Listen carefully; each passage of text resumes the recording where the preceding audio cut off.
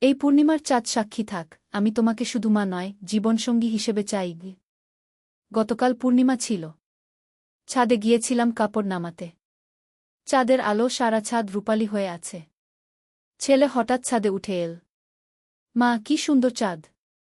হ্যাঁ, খুবই সুন্দর গু। দুজনেই চাঁদের দিকে তাকিয়ে দাঁড়ালাম। হঠাৎ ছেলে আমার পাশে এসে দাঁড়িয়ে বলল, মা, এই চাঁদের আলো তোমাকে আরও সুন্দর লাগছে গু। আমি হাসলাম। বাজে কথা বলিস না গি। না মা, আমি সত্য বলছি। তুমি জানো, আমি প্রতি পূর্ণিমার রাতে ছাদে এসে চাঁদের কাছে একটা ইচ্ছা প্রকাশ করি গি। কি ইচ্ছা? ছেলে আমার হাত ধরল। ইচ্ছা করি তুমি আমার স্ত্রী হও। এই পূর্ণিমার চাঁদের মতো পূর্ণ হোক আমাদের জীবন। আমার হাত তার হাত থেকে ছাড়ানোর চেষ্টা করলাম। কিন্তু সে আরও শক্ত করে ধরল। মা, আমি জানি এটা অস্বাভাবিক। কিন্তু এই চাঁদ সাক্ষী, আমি তোমাকে একজন পুরুষের মতো ভালোবাসি। চাঁদের আলো আমার মুখে পড়ছিল। ছেলের চোখেও সেই আলোর প্রতিফলন। আমি তোমাকে বিয়ে করতে চাই। আমরা এই বাড়ি ছেড়ে অন্য কোথাও চলে যাব।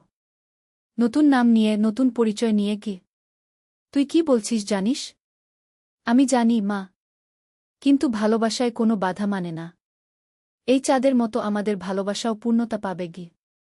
রাতের হাওয়া আমার শাড়ি উড়িয়ে দিচ্ছিল। ছেলের কথা আমার কানে বাজছিল। চাঁদ দেখে আর ভালো লাগছিল না। ছাদ থেকে নেমে গেলাম।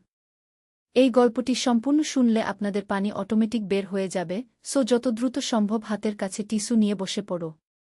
বিছানার চাদর যেন নষ্ট না হয় সেটা সম্পূর্ণ খেয়াল রাখার অনুরোধ জানিয়ে গল্পটি এখন শুরু করব। তার আগে সর্বশেষ অনুরোধ, দয়া করে এমন পানি বের করার গল্প নিয়মিত শুনতে আমাদের চ্যানেলটি সকলেই সাবস্ক্রাইব করুন। ধন্যবাদ।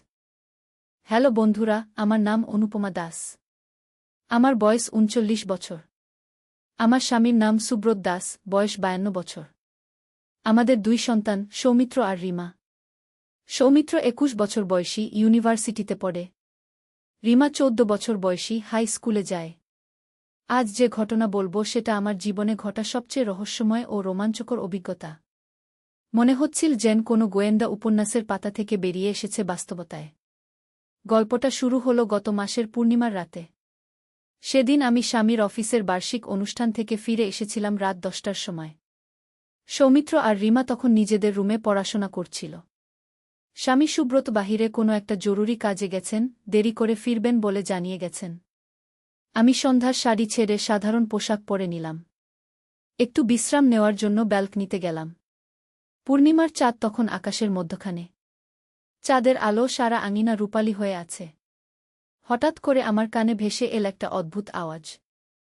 মনে হলো কেউ যেন আমার নাম ডাকছে। কিন্তু স্বর চেনা লাগছে না। আওয়াজটা আসছে আমাদের বাগানের দিক থেকে। অনুপমা, অনুপমা ঘি। আমি ব্যালকনি থেকে নিচের দিকে তাকালাম। কিন্তু কাউকে দেখলাম না। চাঁদের আলো, বাগানের গাছপালা স্পষ্ট দেখা যাচ্ছে। কিন্তু কোনো মানুষের ছায়া নেই। আবার আওয়াজ এল, অনুপমা, নিচে নেমে এসো গু। এবার মনে হলো আওয়াজটা আসছে বাগানের শেষ প্রান্তে থাকা পুরনো আমগাছটার নিচ থেকে। আমি দ্বিধায় পড়ে গেলাম। এত রাতে একা নিচে যাওয়া ঠিক হবে কিনা। কিন্তু কৌতূহল আমাকে তাড়া করতে লাগল। কে আমাকে ডাকছে এত রাতে? আর কেনই বা এমন রহস্যময় ভঙ্গিতে? আমি ধীরে ধীরে সিঁড়ি দিয়ে নেমে বাগানে গেলাম। চাঁদের আলো, চারদিক পরিষ্কার দেখা যাচ্ছে। আমগাছের দিকে এগিয়ে গেলাম। আমগাছের নিচে গিয়ে দেখি একটা পুরনো কাঠের চেয়ার রাখা আছে। চেয়ারের উপর একটা সাদা কাগজ রাখা। আমি কাগজটা হাতে নিলাম। কাগজে সুন্দর হাতের লেখায় লেখা ছিল, প্রিয় অনুপমা, তুমি যে রহস্যের সন্ধান করছো তার সূত্রপাত আজ থেকে। তোমার পরিবারের সাথে জড়িত একটি গোপন বিষয় আছে যা তুমি জানো না। যদি সত্য জানতে চাও তাহলে আগামীকাল রাত একই সময়ে এখানে আসবে। সাথে নিয়ে আসবে তোমার বিয়ের ফটো অ্যালবাম। কাগজে কোনো স্বাক্ষর ছিল না। শুধু শেষে একটা ছোট্ট চাঁদের ছবি আঁকা ছিল। আমার হাত কাঁপছিল। এ কী ধরনের রহস্য? কে জানে আমার পরিবারের ব্যাপারে? আর বিয়ের অ্যালবাম কেন চাইছে? আমি চারদিকে তাকালাম। কোথাও কেউ নেই। শুধু রাতের নিস্তব্ধতা আর চাঁদের আলো। ভয়ে ভয়ে বাড়িতে ফিরে গেলাম। সৌমিত্র আর রিমা তখনও পড়াশোনা করছে। আমি তাদের কিছু বললাম না। স্বামী সুব্রত ফিরলেন রাত 12টার সময়। আমি তাকে কিছু বলব কি না ভাবছিলাম, কিন্তু শেষ পর্যন্ত কিছু বললাম না। ভাবলাম প্রথমে দেখি কি হয়। পরদিন সারাদিন আমার মন ভালো ছিল না। বারবার মনে পড়ছিল রাতের ঘটনা। কে আমাকে ডেকেছিল? কী রহস্য আছে আমার পরিবারে? সন্ধ্যার দিকে আমি বিয়ের ফটো অ্যালবামটা বের করলাম। বহুদিন পর অ্যালবাম খুলে দেখছি। এর মধ্যে আমার আর সুব্রতের বিয়ের সব ছবি আছে। আত্মীয় স্বজনদের ছবি আছে। রাত 10টার সময় আমি আবার বাগানে গেলাম। অ্যালবাম নিয়ে গেছি। এবারও আমগাছের নিচে সেই চেয়ার রাখা। আর চেয়ারে আরেকটা কাগজ। কাগজে লেখা ছিল, তুমি এসেছ দেখে ভালো লাগল। এবার অ্যালবাম খুলে পাতা নম্বর 17 দেখো। সেই পাতার তৃতীয় ছবির দিকে মনোযোগ দাও। আমি অ্যালবাম খুলে পাতা 17 খুঁজে বের করলাম। সেই পাতায় আমাদের বিয়ের সময়কার পারিবারিক ছবি আছে। তৃতীয় ছবিতে দেখি আমি আর সুব্রত বসে আছি। আর আমাদের পিছনে দাঁড়িয়ে আছে বিভিন্ন আত্মীয় স্বজন। চাঁদের আলো ছবিটা ভালো করে দেখতে পারছিলাম না। আমি মোবাইলের টর্চ জ্বালিয়ে ছবিটা দেখলাম। হঠাৎ করে আমার চোখ আটকে গেল এক জায়গায়। ছবির একদম ডান পাশে একটু দূরে দাঁড়িয়ে আছে একজন মধ্যবয়সী মহিলা। মহিলাটার মুখ অর্ধেক ছায়ে ঢাকা। কিন্তু যতটুকু দেখা যাচ্ছে সেটা অদ্ভুত লাগছে। মহিলাটার চোখ দুটো অন্যদের থেকে ভিন্ন। চোখের দৃষ্টি সরাসরি ক্যামেরার দিকে। আর চোখের ভাব এমন যেন সে কিছু জানে যা অন্যরা জানে না। আমি ছবিটা আরও ভালো করে দেখলাম। মহিলাটাকে আমার চেনা মনে হচ্ছে। কিন্তু কোথায় দেখেছি মনে করতে পারছি না। এমন সময় আমার পিছন থেকে একটা কণ্ঠস্বর ভেসে এল, চিনতে পারছ তাকে? আমি চমকে পিছনে ঘুরে তাকালাম। দেখি একজন মহিলা দাঁড়িয়ে আছে। বয়স প্রায় 50-এর কাছাকাছি হবে। লম্বা চুল, পরনে সাদা শাড়ি। চাঁদের আলো তার মুখ স্পষ্ট দেখা যাচ্ছে। আপনি কে? আমি জিজ্ঞেস করলাম। মহিলা হাসল। আমি সেই মানুষ যাকে তুমি ছবিতে দেখছিলে গু। আমি আবার ছবির দিকে তাকালাম। সত্যিই ছবির মহিলা আর সামনের মহিলার মুখ একই রকম। তবে ছবিতে যার বয়স 40-এর কাছাকাছি, সামনের জন এখন 50-এর। কিন্তু এটা কি করে সম্ভব? বিয়েতে তো আপনাকে আমি দেখিনি গি। দেখনি? না দেখার ভান করেছ, মহিলা বলল।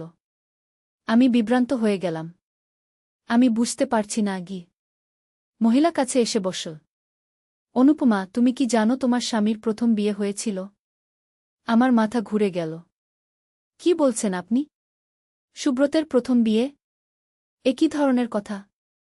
আমি সুব্রতের প্রথম স্ত্রী। আমার নাম প্রীতিলতা গু। মনে হলো যেন মাটি আমার পায়ের নিচ থেকে সরে যাচ্ছে। আমি চেয়ারে বসে পড়লাম। এটা হতে পারে না। সুব্রত আমাকে বলেছে আমিই তার প্রথম স্ত্রী গো। তাহলে সে মিথ্যা বলেছে।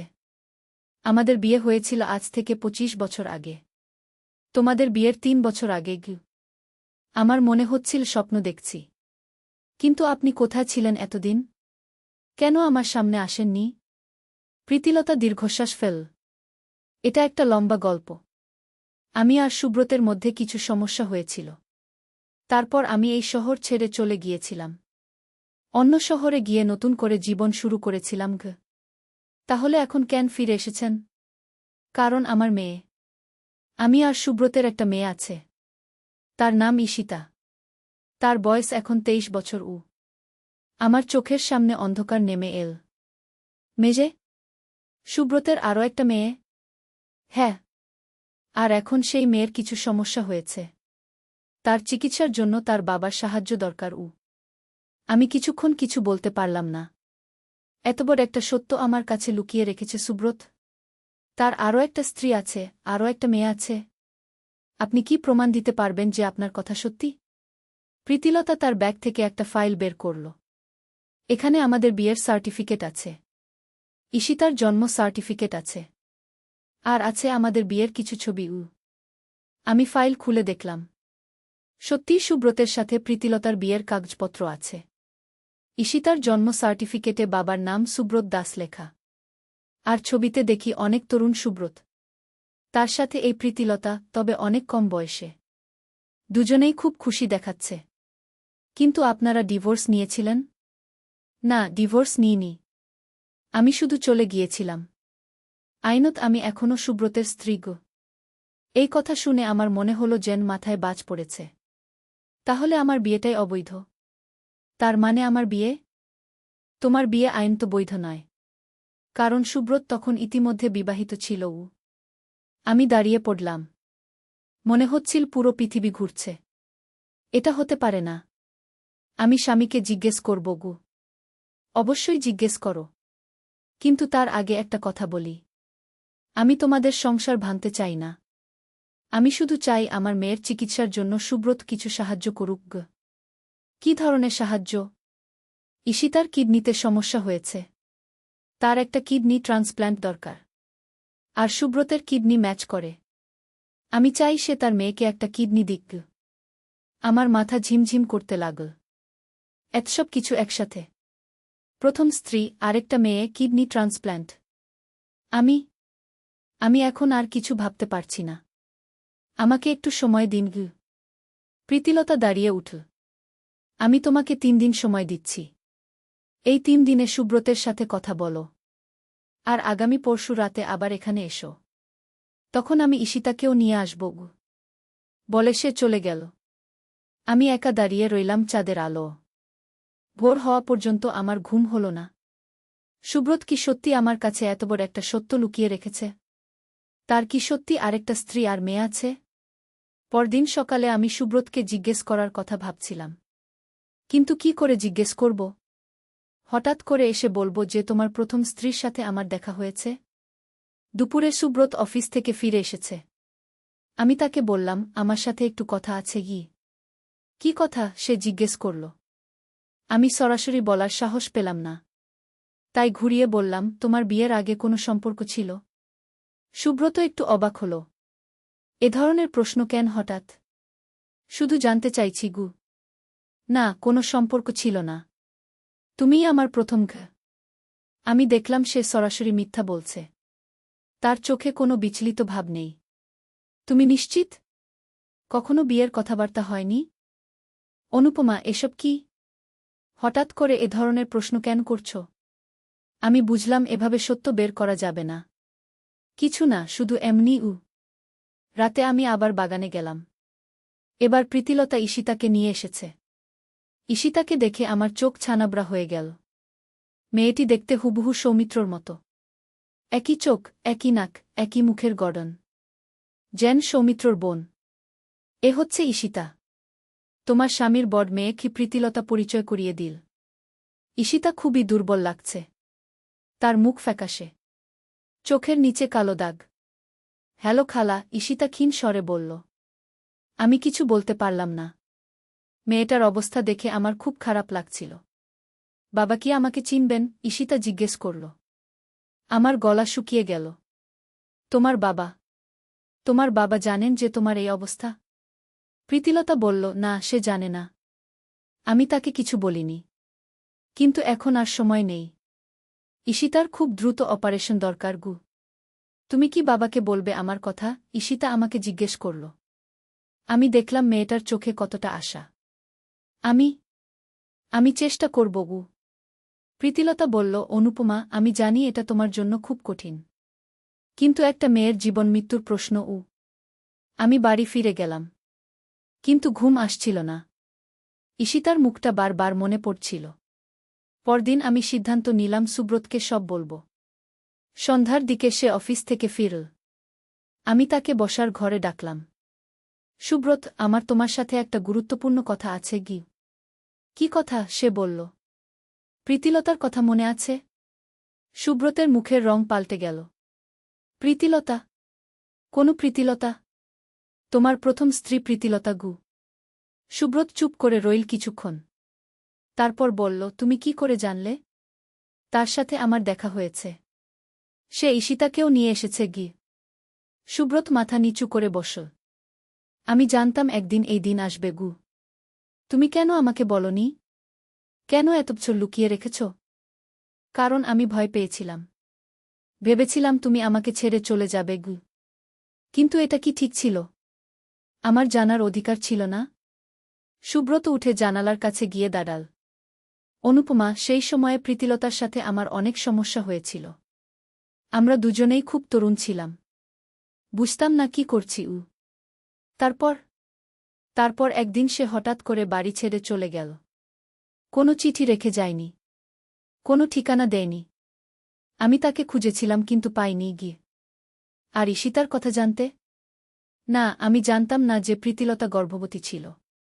সে আমাকে কিছু বলেনি গি। আমি বুঝতে পারছিলাম সুব্রত সত্যি বলছে। তার কণ্ঠে অনুশোচনা। ঈশিতার খুব খারাপ অবস্থা। তার কিডনি ট্রান্সপ্ল্যান্ট দরকার গু। সুব্রত ঘুরে তাকাল। Kidney transplant? হ্যাঁ। আর তোমার কিডনি ম্যাচ করে কি? সুব্রত দীর্ঘক্ষণ চুপ করে রইল। তারপর বলল, আমি ঈশিতাকে দেখতে চাই। আমি প্রীতিলতাকে খবর দিলাম। পরদিন সন্ধ্যায় তারা আমাদের বাড়িতে এল। সুব্রত যখন ঈশিতাকে দেখল তখন তার চোখে পানি চলে এল। এ আমার মেয়ে। এ দেখতে একদম আমার মতো।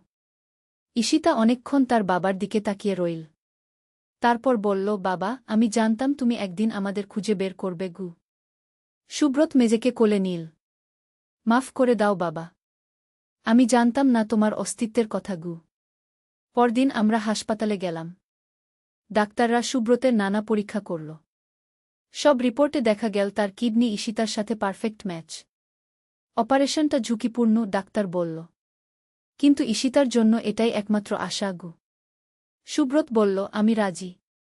আমার মেয়ের জন্য আমি যা করতে পারি তাই করব গু। অপারেশনের আগের রাতে আমরা সবাই হাসপাতালে ছিলাম। সৌমিত্র আর রিমাও এসেছে। তারা ঈশিতার সাথে পরিচিত হল। এখন থেকে ঈশিতা আমাদের বড় বোন, রিমা বলল। সৌমিত্র বলল, দিদি, তোমার ঠিক হয়ে যাবে। বাবা তোমাকে সুস্থ করে দেবে গি। প্রীতিলতা আমার কাছে এল। অনুপমা, তোমাকে অনেক ধন্যবাদ। তুমি না থাকলে এটা সম্ভব হতো না গি। আমি বললাম, আমরা একটা পরিবার। পরিবারের কেউ বিপদে থাকলে সবাই মিলে সাহায্য করতে হয় গি। পরদিন সকালে অপারেশন শুরু হল। দুটো আলাদা থিয়েটারে সুব্রত আর ঈশিতার অপারেশন হচ্ছিল। আমরা সবাই বাইরে অপেক্ষা করছিলাম। প্রীতিলতা অনেক চিন্তিত। আমি তার হাত ধরে বললাম, চিন্তা করো না। সব ঠিক হয়ে যাবে। 6 ঘন্টা পর ডাক্তার বেরিয়ে এল। অপারেশন সফল হয়েছে। দুজনেই ভালো আছে গি। আমরা সবাই খুশিতে আত্মহারা হয়ে গেলাম। কয়েক সপ্তাহ পর সুব্রত আর ঈশিতা দুজনেই পুরোপুরি সুস্থ হয়ে গেল। ঈশিতার মুখে আবার হাসি ফিরে এল। একদিন প্রীতিলতা আমাদের বাড়িতে এল। সে বলল, অনুপমা, আমি এই শহর ছেড়ে চলে যেতে চাই। ঈশিতাও চায়। কেন? তোমরা এখানেই থাকো গো। না, এটা ঠিক হবে না। তোমাদের সংসারে আমরা সমস্যা হয়ে দাঁড়াব। আমি বললাম, তোমরা কোনো সমস্যা নও। আমরা সবাই একসাথে থাকতে পারি গিয়ে। কিন্তু প্রীতিলতা তার সিদ্ধান্তে অটল রইল। কয়েকদিন পর সে আর ঈশিতা আমেরিকা চলে গেল। সেখানে প্রীতিলতার একটা চাকরির সুযোগ হয়েছিল। যাওয়ার আগে ঈশিতা আমাকে বলেছিল, খালা, তুমি আমার দ্বিতীয় মা। তুমি না থাকলে আমি বাঁচতাম না গি। এখন ঈশিতা আমেরিকায় ভালো আছে। মাঝে মাঝে ফোন দেয়, ভিডিও কল করে। সৌমিত্র আর রিমার সাথে নিয়মিত কথা বলে। সুব্রত আর আমার সম্পর্ক আরও গভীর হয়েছে। আমরা দুজনে মিলে সিদ্ধান্ত নিয়েছি আর কোনো গোপনীয়তা রাখব না। এই গল্পের মাধ্যমে আমি বুঝেছি পরিবার মানে শুধু রক্তের সম্পর্ক নয়, ভালোবাসা আর বিশ্বাসের সম্পর্কও। যখন কেউ বিপদে পড়ে তখন সবাই মিলে তার পাশে দাঁড়ানোর নামই পরিবার। কিন্তু এই গল্প এখানেই শেষ নয়। কয়েক মাস পর আরেকটা রহস্যময় ঘটনা ঘটল। একদিন সকালে আমি বাগানে গিয়ে দেখি সেই পুরনো আমগাছের নিচে একটা ছোট্ট বাক্স রাখা। বাক্সের উপর আমার নাম লেখা। আমি বাক্স খুলে দেখি ভিতরে একটা পুরনো ডায়েরি আর একটা চিঠি। চিঠিতে লেখা ছিল, প্রিয় অনুপমা, এই ডায়েরিটি তোমার মায়ের। তোমার মা মারা যাওয়ার আগে এটি আমার কাছে রেখে গিয়েছিলেন। তিনি বলেছিলেন ঠিক সময়ে তোমাকে দিতে। আমি মনে করি এখনই সেই সময়। তোমার মামা অশোক। কিন্তু আমার তো কোনো মামা অশোক নেই। আমার মায়েরও কোনো ভাই ছিল না। আমি ডায়েরি খুলে পড়তে শুরু করলাম। প্রথম পাতাতেই আমার মায়ের হাতের লেখায় লেখা, আমার প্রিয় মেয়ে অনুপমা, যখন তুমি এই ডায়েরি পড়বে তখন হয়তো আমি আর এই পৃথিবীতে থাকব না। কিন্তু কিছু সত্য তোমার জানা দরকার। আমার হাত কাঁপছিল। মায়ের আর কি গোপন কথা আছে? ডায়েরির পরের পাতায় লেখা ছিল, অনুপমা, তুমি আমার নিজের মেয়ে নও। তুমি দত্তক নেওয়া। তোমার আসল মা আমার সবচেয়ে প্রিয় বন্ধু ছিল। তার নাম ছিল মালতী। আমার মাথা ঝিমঝিম করতে লাগল। আমি দত্তক নেওয়া? এটা হতে পারে না। ডায়েরিতে আরও লেখা ছিল, মালতী একটি গোপন প্রেমের সম্পর্কে জড়িয়ে পড়েছিল। তার সন্তান হওয়ার পর সেই ব্যক্তি তাকে ছেড়ে চলে গেল। মালতী খুবই অসুস্থ ছিল। সে আমাকে অনুরোধ করেছিল তোমার দেখভাল করার জন্য। আমি আর পড়তে পারছিলাম না। এতসব কিছু একসাথে। প্রথমে স্বামীর গোপন বিয়ে, তারপর নিজের জন্মের সত্য। আমি ডায়েরি নিয়ে ঘরে গেলাম। সুব্রত অফিসে গেছে। সৌমিত্র আর রিমা স্কুল কলেজে। আমি আবার ডায়েরি খুলে পড়তে শুরু করলাম। মায়ের লেখায় আরও জানলাম, তোমার আসল বাবার নাম দেবব্রত সেন।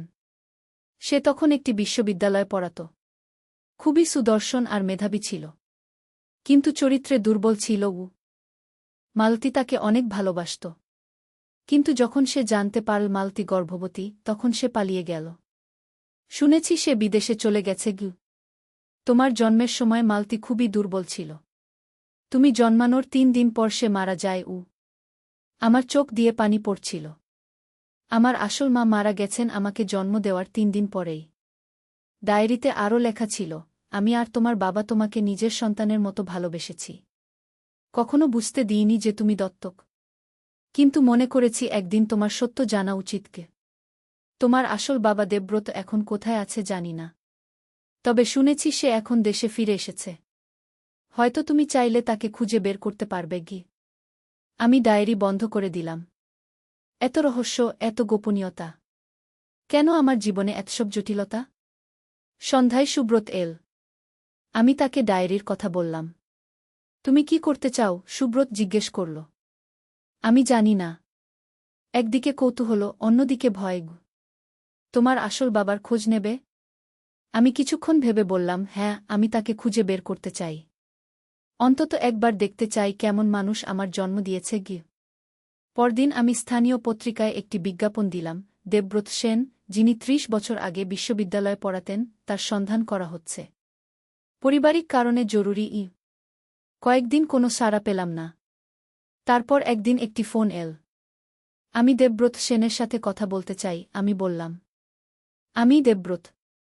আপনি কে? আমার গলা শুকিয়ে গেল। আমি অনুপমা। মালতীর মেয়ে। ওপাশে লম্বা নিস্তব্ধতা। তারপর কাপা কণ্ঠে বলল, মালতীর মেয়ে? তুমি বেঁচে আছো? হ্যাঁ, আমি বেঁচে আছি। আর আমি জানতে চাই কেন তুমি আমার মাকে একা ছেড়ে গিয়েছিলে। আমি তোমাদের সাথে দেখা করতে চাই। তোমরা কোথায় থাকো? আমি আমাদের ঠিকানা দিলাম। পরদিন দেবব্রত আমাদের বাড়িতে এল। একজন ষাটের কোঠায় মানুষ। চুল পাকা, কিন্তু চোখে এখনও তারুণ্য। তুমি দেখতে হুবহু তোমার মায়ের মতো, সে বলল। আমি তার দিকে তাকিয়ে রইলাম।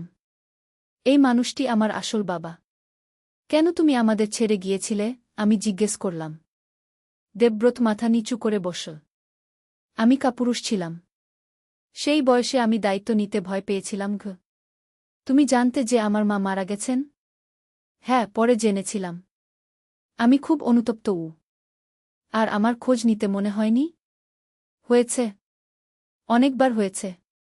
কিন্তু সাহস পাইনি। ভেবেছি তোমার নিশ্চয় ভালো পরিবার হয়েছে। আমি গিয়ে সেটা নষ্ট করব কেন? আমি বুঝতে পারছিলাম দেবব্রত সত্যি অনুতপ্ত। কিন্তু তাতে আমার মনের ব্যথা কমছিল না। তুমি এখন কি করো? আমি জিজ্ঞেস করলাম। আমি একটা প্রকাশনা সংস্থার মালিক। বই প্রকাশ করি। পরিবার? আমি বিয়ে করিনি। তোমাদের ছেড়ে যাওয়ার পর আর কোনো সম্পর্কে জড়াইনি। আমি অবাক হলাম। কেন?